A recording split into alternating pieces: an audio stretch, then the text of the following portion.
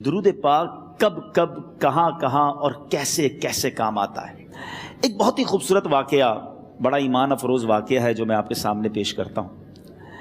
ایک دوست نے اپنے ایک دوسرے دوست کو قرض دیا، اور جب اس نے قرض دیا تو وہ قرض ایک بڑی اماؤنٹ تھی، 3000 دینار۔ وہ ٹائم آ گیا جب اس ٹائم وہ قرض لینے کے لیے اپنے دوست کے پاس گیا کہ بھائی مجھے میرے پیسے واپس دو، تو اس نے کہا کہ پیسے تو نہیں ہے میرے پاس، میں کولیپس ہو گیا ہوں، بزنس اب میرا ختم ہو گیا ہے، میں تمہاری رقم نہیں دے سکتا۔ اس نے ایک اور ٹائم دے دیا اسے کہ ٹھیک ہے اب اتنے دنوں کے بعد میں دے دوں گا۔ وہ ٹائم بھی گزر گیا، اور جب وہ ٹائم بھی گزر گیا تو اس کے بعد اس دوست نے کہا کہ اب تو پیسے دے دو بھائی، میرا ٹائم پورا ہو گیا ہے۔ پھر نہ دے سکا ٹائم۔ آخر کار معاملہ جو ہے وہ کورٹ میں چلا گیا، قاضی کے پاس چلا گیا۔ اب قاضی نے جس کو پیسے دینے تھے اس کو بلایا اور کہا کہ بھائی آپ کو اس کے پیسے دینے ہیں؟ کہتا ہے ہاں پیسے تو دینے ہیں۔ تو کہا پھر دیتے کیوں نہیں ہو؟ کہا پیسے ہیں ہی نہیں، کاروبار ہی ختم ہو گیا ہے، قرضہ تو لیا تھا، اب میرے پاس بچا ہی کچھ نہیں ہے۔ تو کہا اچھا اب یہ بتاؤ کہ کب دو گے، کیسے دو گے؟ اس نے کہا بس میرے پاس پیسے ہی نہیں ہیں۔ تو کہا اب تمہارے پاس 30 دن کا ٹائم ہے، 30 ڈیز میں یا تو اس کے پیسے لوٹا دو یا 30 دن کے بعد تمہیں قید کر دیا جائے گا۔ یہ شخص اب گھر آیا، پیسے تو تھے نہیں، مگر شاید علماء نے لکھا کتابوں میں، یہ واقعہ کئی بڑی بڑی کتابوں میں لکھا اور درود پاک کے فضائل کی بڑی بڑی کتابوں میں لکھا، اور اس شخص نے سوچا کہ اس نے ایک حدیث پاک پڑھی ہوئی تھی کہ جس میں نبی پاک علیہ الصلوۃ والسلام نے فرمایا ہے، جس کا مضمون ہے کہ جو شخص پریشان ہو، مصیبت زدہ ہو، اسے چاہیے کہ مجھ پر کثرت سے درود پاک پڑھے، کیونکہ درود پڑھنا مصیبتوں اور پریشانیوں کو لے جاتا ہے۔ اب اس عاشق رسول نے سوچا اور تو کچھ ہے نہیں، اب میں درود پاک پڑھنا شروع کرتا ہوں۔ صبح سے لے کر شام تک وہ درود پاک پڑھنے لگ گیا۔ 27 دن گزر گئے، only 3 days left، 3 دن باقی تھے قاضی کے پاس جانے میں۔ 27 دن گزر گئے درود پڑھتے پڑھتے۔ جب 28ویں رات آئی تو آنکھیں تو بند ہوئیں، مگر خواب میں اسے ایک آواز آئی، گھبراؤ نہیں، تمہارا قرضہ ادا کر دیا جائے گا، تمہارا مسئلہ سالو ہو جائے گا۔ صبح اٹھتا ہے، درود پاک پڑھ رہا ہے، مگر کہتا ہے یہ آواز سے تو مسئلہ حل نہیں ہوگا، پیغام کیا ہے اسے سمجھ نہ آیا۔ 28واں دن گزر گیا، 29ویں رات آ گئی، مگر اب آنکھیں بند ہوئیں اور قسمت جاگ اٹھی۔ نبی پاک صاحب لولاک صلی اللہ تعالیٰ علیہ وسلم خواب میں تشریف لائے، اور پیارے آقا صلی اللہ تعالیٰ علیہ وسلم نے فرمایا گھبراؤ نہیں، علی بن عیسیٰ وزیر کے پاس جاؤ، وہ تمہارا قرضہ ادا کر دے گا۔ اب یہ عاشق رسول صبح اٹھا تو ویری فریش، حشاش بشاش کہ اب تو کام ہو گیا، نبی پاک نے خواب میں آ کر بشارت دی ہے۔ مگر پھر ذہن میں سوال آیا کہ علی بن عیسیٰ کے پاس جاؤں گا تو ثبوت کیا ہے، پروف کیا ہوگا؟ میں جا کر اس کو کہوں گا کہ میرا قرضہ دے دو، تو ایسے تو قرضہ نہیں دے دینا، اور میں نے اس کو کہا کہ مجھے نبی پاک نے خواب میں کہا ہے، اور اس نے اگر مجھ سے کوئی نشانی مانگی تو میں نشانی کیا دوں گا؟ آخری دن تھا، 29واں دن تھا، وہ بھی درود پڑھتے پڑھتے گزر گیا۔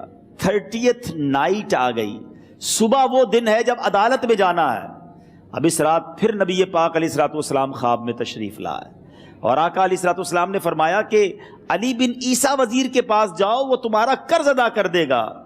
کہ حضور چلا تو جاؤں گا، لیکن اگر وزیر نے مجھ سے کوئی نشانی طلب کی تو میں کیا جواب دوں گا؟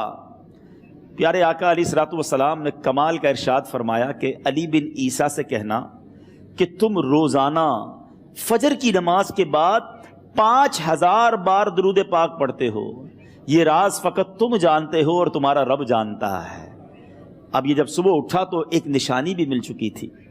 عدالت میں جانے سے پہلے وزیر کے دربار میں پہنچ گیا، اسے یہ ڈر تھا کہ آج پیسے نہ لوٹائے تو سزا ہو سکتی ہے۔ جب وزیر کے دربار میں پہنچا تو وزیر اپنے مشیروں کے ساتھ بیٹھا تھا۔ کہا مجھے آپ سے بات کرنی ہے۔ کہا بتاؤ کیا بات کرنی ہے؟ کہا میں ایک پیغام لایا ہوں آپ کے لیے۔ اچھا کس کا پیغام لائے ہو؟ کہا میں نبی پاک جناب محمد مصطفیٰ صلی اللہ تعالیٰ علیہ وسلم کا پیغام لایا ہوں۔ وہ عاشق رسول وزیر تھا، کہتا بتاؤ میرے آقا نے کیا پیغام دیا ہے؟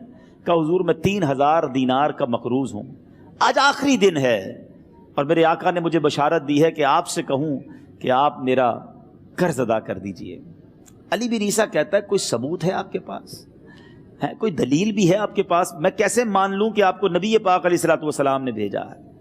عاشق رسول کہتا ہے خالی ہاتھ نہیں آیا، میرے آقا نے مجھے دلیل بھی عطا فرمائی ہے، مجھے ایک ایویڈنس بھی دیا ہے، اور پروف یہ ہے حضور کہ آپ روزانہ صبح فجر کی نماز کے بعد نبی پاک صلی اللہ تعالیٰ علیہ وسلم کی بارگاہ میں درود و سلام کا نذرانہ پیش کرتے ہیں۔ جب تک 5000 کا عدد پورا نہیں ہوتا آپ اس وقت تک کسی اور سے بات نہیں کرتے، اور اے وزیر صاحب یہ راز صرف آپ کو پتا ہے اور آپ کا رب جانتا ہے۔ اللہ اکبر! وہ وزیر تو جس کو کہے نا جھوم اٹھا، ایسا عاشق رسول وزیر تھا جو روزانہ صبح 5000 درود پڑھتا ہو، اس کی تو عید ہو گئی نا۔ وہ کہتا ہے مرحبا یا رسول اللہ، میرے آقا نے میرے درود قبول کر لیے، اس سے بڑھ کر میرے لیے سعادت کیا ہوگی۔ اب یہ وزیر اپنی سیٹ سے اٹھتا ہے، اپنے کمرے میں جاتا ہے، تھوڑی دیر بعد واپس آ کر اس عاشق رسول کے ہاتھ میں 3000 دینار رکھ کر کہتا ہے حضور پہلے 3000 دینار تو نبی پاک کا حکم کی میں ادب سے بجا لاتا ہوں، میرے آقا نے جو حکم فرمایا یہ 3000 دینار آپ کو پیش کرتا ہوں، حضور ایک اور 3000 دینار لیجئے۔ میرے گھر آپ آئے، اتنی اچھی خبر سنائی، آپ نے قدم رنجا فرمایا، یہ 3000 اس کا نذرانہ ہے، اور ایسا کیجئے 3000 اور لیجئے، اس سے اپنے بچوں کے لیے کچھ چھوٹا موٹا کام شروع کیجئے، اور ایک وعدہ کر کے جائیے آج کے بعد زندگی میں آپ کو جب بھی کوئی کام پڑے میں آپ کا بھائی ہوں، مجھے یہ خدمت کا موقع دیجئے گا۔ اللہ اکبر! وہ مقروض جو ایک رات پہلے 3000 دینار کا مقروض تھا، ہو سکتا ہے اس کے بیک آف مائنڈ یہ بھی چل رہا ہو کہ اب شاید کل میں نے جیل میں جا کر، عدالت میں جا کر گرفتاری دے کر جیل میں جانا ہے، مگر اب 9000 دینار ہاتھ میں ہیں۔ عاشق رسول جھومتا ہوا نبی پاک کی یاد میں گھومتا ہوا اب عدالت میں پہنچا۔ عدالت میں everybody expecting over there کہ آج اس نے آنا ہے اور آ کر کہنا یہی ہے کہ پیسے تو نہیں ہیں، گرفتار کر لو، مگر جا کر اس عاشق رسول نے 3000 دینار جج صاحب کے ہاتھ میں رکھ دیے۔ قاضی کہتا ہے پہلے تو یہ بتاؤ پیسے آئے کدھر سے؟ تم تو کہتے تھے غریب ہوں، تم تو کہتے تھے کاروبار نہیں ہے، ایک مہینے میں اتنی بڑی رقم کا انتظام کیسے ہو گیا؟ سبحان اللہ! اس عاشق رسول نے گویا زبان حال سے یہ کہا ہوگا کہ یہ تو کرم ہے ان کا، ورنہ مجھ میں تو ایسی بات نہیں، اتنا دیا سرکار نے مجھ کو، اتنی میری اوقات نہیں۔ اس نے وہ پورا واقعہ بھری عدالت میں سنا دیا۔ اللہ اکبر! میرے پیارے اسلامی بھائیوں ذرا سوچو پہلے زمانے میں کیسے عاشقان رسول ہوا کرتے تھے، وہ جج، وہ قاضی بھی کیسا سرکار علیہ الصلوۃ والسلام کا عاشق تھا۔ اپنی سیٹ سے اٹھتا ہے، بھرے دربار میں، بھری عدالت میں، وہ اپنے چیمبر میں، اپنے کمرے میں جاتا ہے، اور تھوڑی دیر بعد واپس آ کر اس کے ہاتھ میں بھی 3000 دینار ہیں، اور وہ 3000 دینار جو ہے وہ اس عاشق رسول کے ہاتھ میں رکھتا ہے کہ سارا ثواب علی بن عیسیٰ کیسے لے جائے، میں بھی تو نبی پاک کا غلام ہوں، میں تمہارا قرضہ میں ادا کرتا ہوں۔ اچھا، اب ایک اور عجیب سینیریو یہ بن گیا کہ جس نے کیس کیا تھا، جس نے دعویٰ کیا تھا، وہ بھی یہ سارا منظر دیکھ رہا تھا۔ کہتا ہے جج صاحب ذرا رکیے، میں بھی اپنے آقا کا امتی ہوں، اور ایک کام کیجئے، قلم کاغذ منگوائیے، اس عاشق رسول کا قرضہ ہی میں معاف کر دیتا ہوں۔ اچھا، اب عاشق رسول نے وہ واپس 3000 دینار جو جج صاحب نے دیے تھے وہ واپس جج صاحب کو دیے کہ حضور یہ پیسے آپ ہی رکھ لیں، قرضہ ہی معاف ہو گیا، اب آپ کے پیسے کا میں نے کیا کرنا ہے؟ جج صاحب کہتے ہیں جو پیسے نبی پاک کے نام پر نکالے ہیں اب مجھے واپس نہیں چاہیے، یہ بھی تم اپنے ساتھ لے جاؤ۔ اللہ اکبر! میرے میٹھے اسلامی بھائیوں، وہ عاشق رسول ایک رات پہلے 3000 دینار کا مقروض ہے، اب 12000 دینار لے کر گھر کو واپس جا رہا ہے۔ اس ایک واقعے کے اندر جو ہم سب کے لیے درس ہے، جو ہم سب کے لیے پیغام ہے، شاعر لکھتے ہیں نا، دکھوں نے تم کو جو گھیرا ہو تو درود پڑھو، दुखों ने तुमको जो घेरा हो तो दुरूद पढ़ो, जो हाजिरी की तमन्ना हो तो दुरूद पढ़ो। आज हम बहुत सारी प्रॉब्लम्स में होते हैं। यहां भी हो सकता है मेरा कोई भाई बीमार बैठा हो, कोई कर्जे में डूब गया हो, किसी का कोई बिजनेस प्रॉब्लम चल रहा हो, कोई फैमिली इशू में डिस्टर्ब हो। आप किसी भी प्रॉब्लम में हैं, खुदा की कसम दुरूद पाक ऐसा वजीफा है। लोग बहुत सारे वज़ाइफ पूछते रहते हैं, बहुत सारे जनाब वज़ाइफ के बारे में मालूमात करते रहते हैं। सच्ची बात यह है, हर दर्द की दवा है सल्ले अला मुहम्मद। हर दर्द की दवा है सल्ले अला मुहम्मद।